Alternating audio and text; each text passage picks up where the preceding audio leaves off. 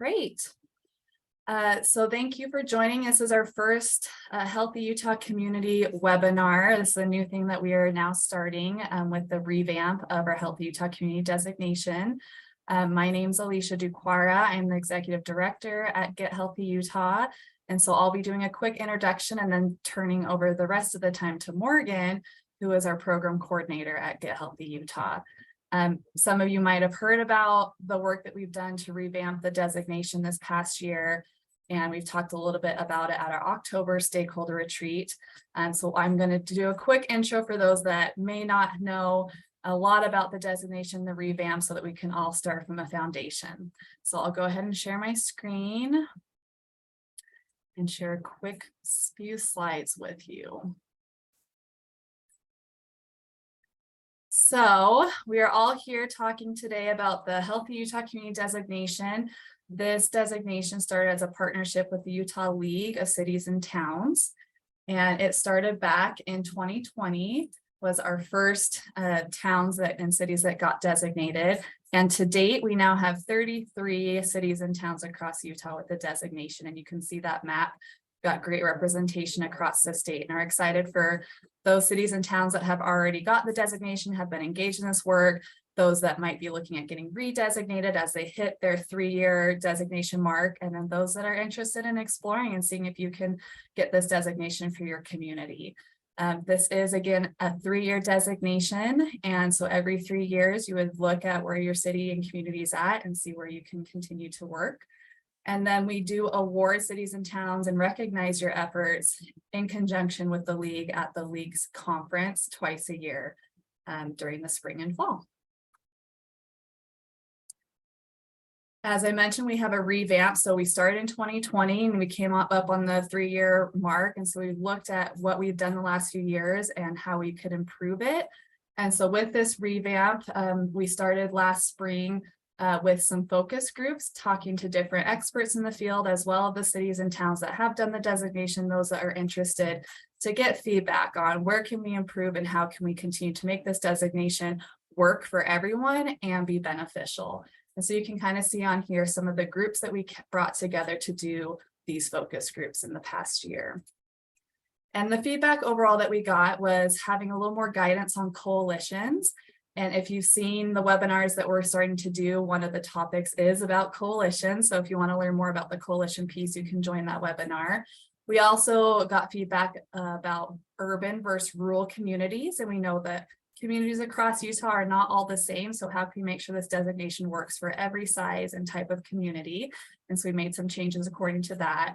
And that communities really want to make sure that they're doing what's best for their residents and working on initiatives that are going to improve quality of life and health. And so not just having a one-time and done type designation, but really to have the ability to keep working and progressing and working on initiatives throughout the years. Sorry, I keep going back on the wrong thing. So you'll see a few different highlights right here that Morgan will go into. The previous version of the application and then the revamp. And so with it, the Health Coalition has a little more detail on what we're looking for with the requirements for the coalition. Number 2 is strategies. Previously, we had the same number of strategies across all communities. Now it's going to differ on the size of your community. So if you're a smaller community, you'll have less strategies that you need to do as a minimum. And if you're a bigger community, you'll have a few more strategies. That doesn't mean you can't do more, so you can always do more strategies as you work on it. Previously, we had essay questions that each community had to fill out. In the new version, you'll now have a health plan, and this is getting to that feedback of wanting to keep working on things and progressing. And so there'll be a template that Morgan will show on how you can look at what your data looks like in your community, look at some ideas of what you want to work on, and then have a plan moving forward. And then finally, instead of just the mayor clicking that the mayor knows about this, having more of a formal letter that your mayor or city council or leadership does have buy-in and is engaged in this work. The final piece that we added is this learning collaborative. Again, getting feedback that This is a community. We want to learn from each other. Other cities and towns want to know what each other's doing, what's working well, what can we highlight? Are there resources that we can tap into, funding opportunities that we can tap into? And so again, today is our first webinar with this learning network, and we want to continue to provide webinars and different things for us to connect. We started a newsletter, which many of you might have received. Separate from our general newsletter, we'll have a specific Healthy Utah community newsletter, so you can sign up for that. We'll do webinars and trainings and get feedback on topics that you want to learn about or things that you want to highlight, presentations, and then have more of a social media focus on Healthy Utah Community Designation. Again, sharing what other cities and towns are doing and highlighting that through a social media. As part of this effort, we want to do a survey, a poll. Morgan will throw in the chat the link to that.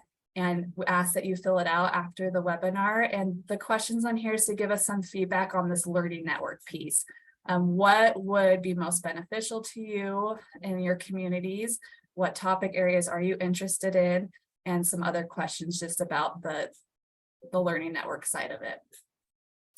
So with that, that's an overview, and I will turn it over to Morgan. And as you have questions, you can also throw them in the chat. We can make sure to address that. So Morgan, take it away. Okay, great. I was just sharing my screen there. Can you give me a thumbs up if that's working now? Okay, perfect. So like Alicia said, my name is Morgan Haddon. I'm the program coordinator at Get Healthy Utah. So if you reach out with any questions about the Healthy Utah community designation, typically I will be the first point of contact. I tend to be the technical assistance person on our team.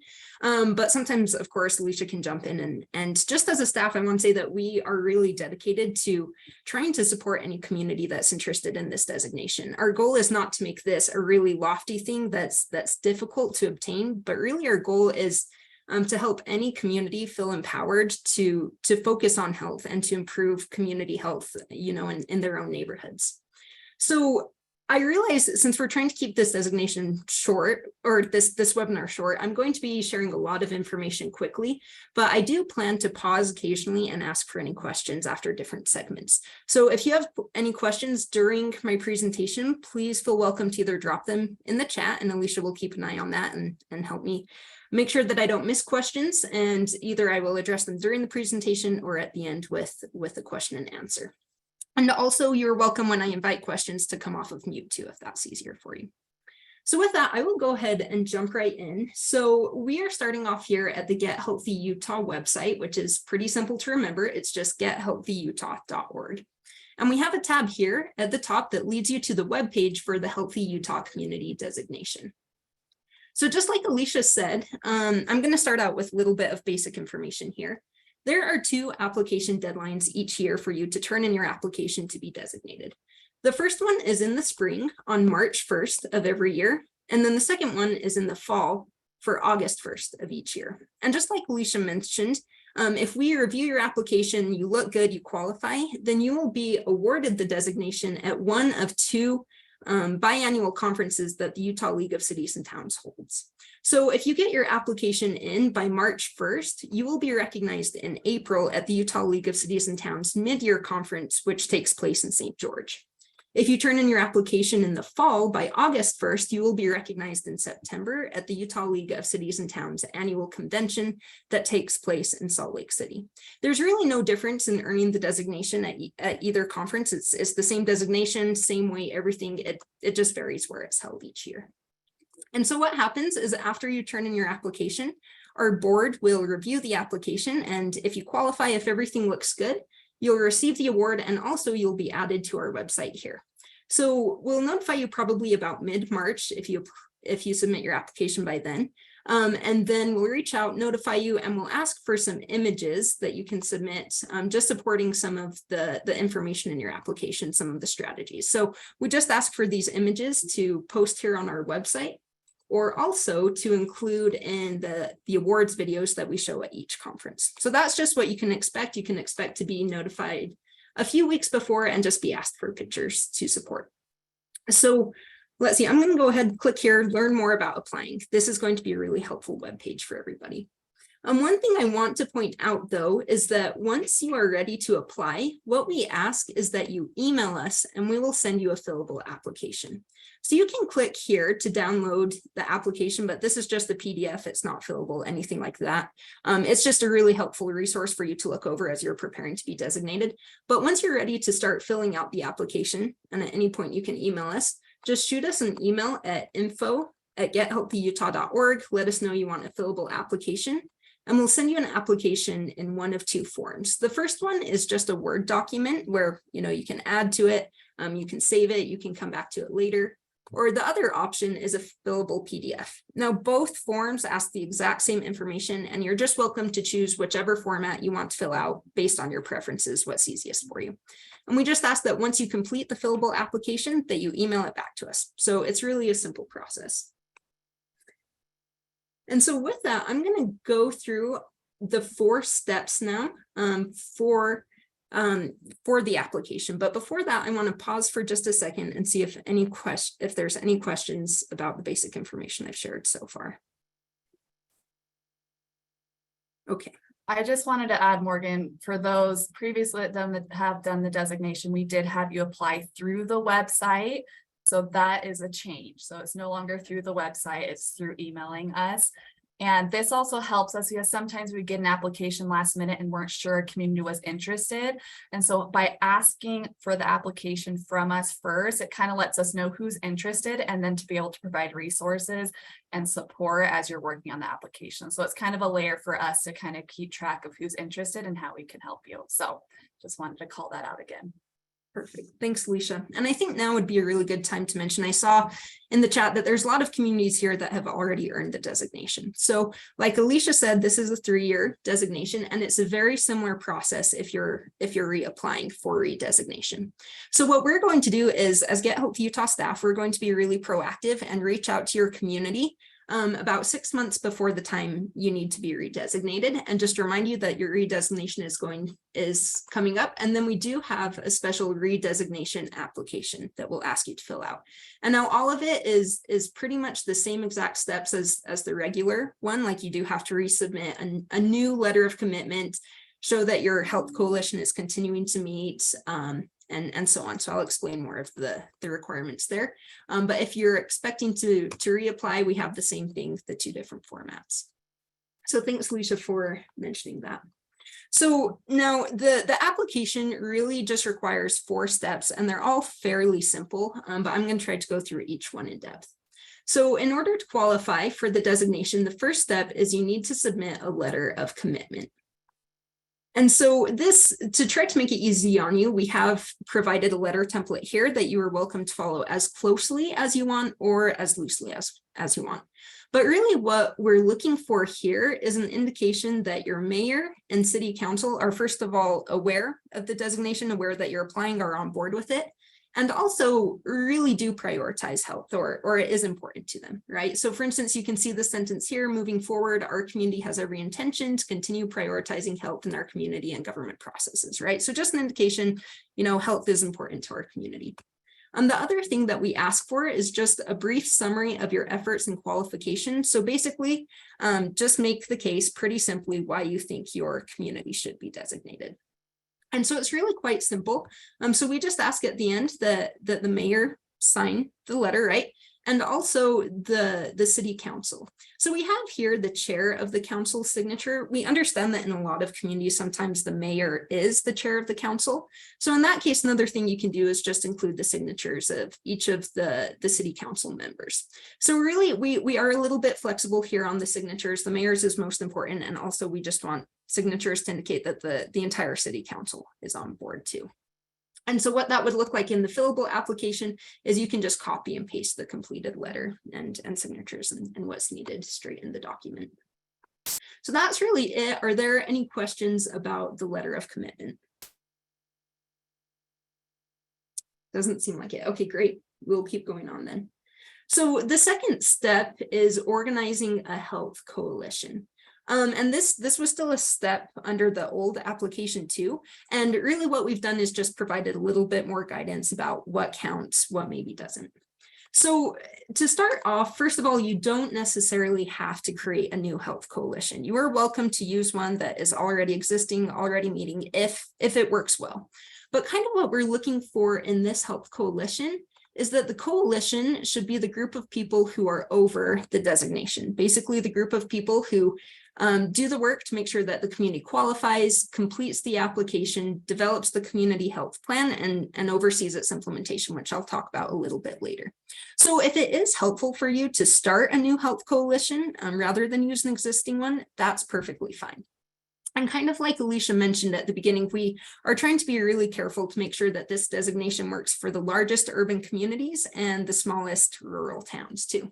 So the requirements for the coalition is really quite minimal, just to make sure that it's achievable for even the tiniest town, right? So the coalition only requires a minimum of 4 individuals that meet together quarterly. Of course, we definitely recommend doing more, right? Getting more people on board, meeting more often. You know, it's just the best practice. We want this coalition to be robust, but that is the minimum threshold. And so we just recommend for best outcomes that you include members of underrepresented populations. And we've provided a list here of sectors that you should consider getting representation from. These are just suggestions, right? Not requirements. So we suggest considering city leadership, local health department representatives, local hospitals, school district, business leaders, community members. CHW stands for community health workers. So these are just ideas to get you started. And if it's helpful, we have attached here a link to points of contacts for each local health department. So if you want to reach out to your local health department to get them on the coalition, you can come here, look at what county you're in, find the health department that serves your county, and then it will provide contact information there. And so beyond that, once you have your coalition meeting, we're just going to ask the name of the coalition, when it was organized, the frequency that it meets, and then ask for a list of all of the coalition members. And then down here with comments about the coalition, basically we just want you to describe it to us, like tell us what your coalition has been working on recently, recent wins, just give us an idea and a picture of your coalition. So again, I will stop there and see if anyone has any questions about any of that. Okay, great. And Alicia, I'm assuming there's been no questions in the chat so far. Is that right? Okay, great. So those are the first 2 steps. The next one is implementing evidence-based health strategies to improve the health of your community. Now, this is still a requirement in the old designation, the old requirements. But the only thing that we've changed, like Alicia mentioned at the beginning, is that we now vary the number of strategies that is required for each community based on population size. So that was some of the feedback that we got, is under the old designation requirements, all communities, regardless the size. Actually, let me plug in my computer here, just 1 second. Okay, sorry about that, low battery. Okay, so under the old requirements, all communities, regardless of the size, were required to implement 6 health strategies. So now smaller communities have to do less, larger communities have to do more. So small communities, we define that as a population under 10,000, need to implement 1 strategy from each category. Now, what we mean by that is we have 3 health strategy categories. We have active living, access to healthy food, and mental health. So you need to implement 1 strategy that falls into each of those different 3 categories. Mid-sized communities have a population less than 65,000 and need to implement 2 strategies for a total of 6. And large communities with a population over 65,000 need to implement 3 strategies from each category for a total of 9. And these numbers are pretty achievable. We've definitely taken a look at typically the community sizes that have been applying and what's been realistic for them. So this was based off of kind of some solid experience, and we think it's really achievable for these population sizes. And so when I say health strategies, these strategies can come under the new designation under a few different, or come from a few different places, right? So the first thing is we have created a list of recommended health strategies for each category. So you can see here some examples are under active living. You could conduct a messaging campaign to promote physical activity in your community, offer free and low-cost community sports programs, fitness events, and so on. And now these strategies don't have to be things that you've started from scratch, right? Like for instance, under access to healthy food, maybe you've had a community garden for the past 10 years. You know what, that's great. We are very happy to count that. If your community has one of these strategies, definitely check it off, definitely count it towards the application. So that's the first thing is the strategies can come from that list. We also have created a menu of services with very specific programs that you could implement in your community. So this menu of services is definitely a great resource to check out. So let me see, just a really good example here is if you wanted to focus on physical activity in your community, there is a great program. Let's see if I can find it. Anyways, there's a program on here called Girls on the Run, which is an after-school program for kids between grades 3 and 8, and it prepares them to run a 5K. So if you introduce that program into your community, we're happy to check that off as an active living strategy. And then the last thing is if your community is doing a really fantastic thing to improve active living, access to healthy food, or mental health that isn't listed on the recommended strategies or menu of services, definitely still tell us about it because we might be willing to count it towards the designation. So one example is Woods Cross. To improve mental health, they started a mental health book club that would meet regularly outdoors, read mental health books and things like that. We were very happy to count that as a creative strategy. So either for the strategies, recommended strategies that we provide, menu of services, or one of your own, and just let us know. If you have questions over what would count, you're welcome to email us ahead of time and explain the strategy, and we can tell you if it would count. So again, I will pause there and see if there are any questions. Okay, great. We'll keep going then. So the last part, again, we swapped out the essay questions now with the community health plan. And this is really a lot more simple than it sounds. And really what's critical here is this is the element of the application that's going to help you get redesignated. So for this community health plan, all we ask really is that your community continues to work on implementing health strategies even after you've been designated. So you can see here for small communities, we just ask that you implement one additional health strategy in the 3 years before you need to reapply for designation. For mid-sized communities, it's 2 additional strategies, and for large communities, it's 3 additional strategies in that 3-year period. So your community health plan is going to tell us what strategies you're planning to work on, and it's going to have you look at some data so you can pick the best strategy possible. So what we've provided here is a list of different resources you can use to look at the health data of your community. I'm not going to go into a lot of depth on how to use the Utah Healthy Places Index or IBIS right now, because our webinar next month actually is going to go into these resources in depth. So if you want to learn more, sign up for our webinar in February. But basically what you're going to do is look at this health data and then answer these 2 questions below. So based on the data and community input, what are the 3 greatest health needs for your community, why, and what factors might be influencing these aspects of health? The second one is which demographic groups are experiencing the worst health outcomes? Consider race, ethnicity, age, geographic location, etc. What factors might be influencing these disparities? So just answer those questions to help you think about the data. And then based on the needs that you're seeing, that's what you'll pick your you'll pick solutions, health strategies that will help solve the problems, right? So if you're seeing that there's really poor access to healthy food in your community, maybe you're going to choose to create a community garden.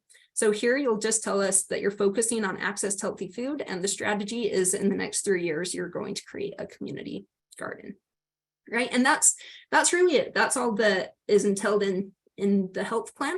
So if over the 3 years you successfully implement the new strategies, then you will be designated, right? Redesignated. So if you are a community that we realized that this health plan wasn't part of the initial application, so we're going to be reaching out to any community that's already been designated, and we're happy to work with you and be flexible. And we'll just ask questions about what your community has been doing to continue to address health since you've been redesignated. And we can be a little bit flexible in this aspect of being redesignated until this really gets integrated into the process. So again, I'll stop here and see if there are any questions so far. To add and clarify, Morgan, again, I think for new designees being newly designated, looking at that checklist of strategies and checking off all the ones that you're doing. And you might be doing more than the minimum. And so just really kind of looking at that assessment and saying, oh yeah, look at all the ones we already can check off and then see if we want to add any ones to be apply for the designation. For redesignation, we really want to focus on new strategies. So trying to look at what you have implemented in the next 3 years that's new, or that you've expanded as well. And so we really want to, again, keep having that movement forward, progressing as we redesignate instead of checking off boxes of maybe stuff that we've already been doing for a while. Really want to focus on new things that we're doing. Awesome. Thanks, Alicia. That's great. Great clarification. So if you have questions on any of these things, again, you're welcome to watch kind of this 12-minute application tutorial that we've created down below. And then one resource I want to point out is that if there is a recommended health strategy that you want to implement in your community, you can come here for resources to help you do that. So for instance, if you want to hold a community campaign or event to destigmatize mental health, we have a whole bunch of resources here that can help. And we have that for every single strategy that we've recommended. So definitely check out this part of the website too. And so, yeah, so that's really it. I think that's kind of the end of the overview here. Like I said, if your community is already designated and is coming up on its 3-year redesignation mark, you can expect an email from us and we'll work closely with you through the process to be redesignated. And so, yeah, so I think we have a couple of minutes here where we can just open it up to a general question and answer period. We did say that we would end at 12:30, so if you need to hop off then, you're very welcome to. Or if we have a lot of questions, we as staff don't mind staying on a little bit longer to get all of the questions answered. Thank you, Morgan. I also put in the chat the registration links for the next 2 webinars. Again, next month we'll focus on the Healthy Places Index and looking at data. And then in March, we'll do a webinar about the coalition piece and kind of talking through some best practices as well. So you can access those links there. And then I added the link once more to the survey. Again, really encourage you to look at that and take that survey, and that will give us feedback on what would be most helpful for you and your community as we move forward in this learning network. So any questions you can put in the chat or come off mute.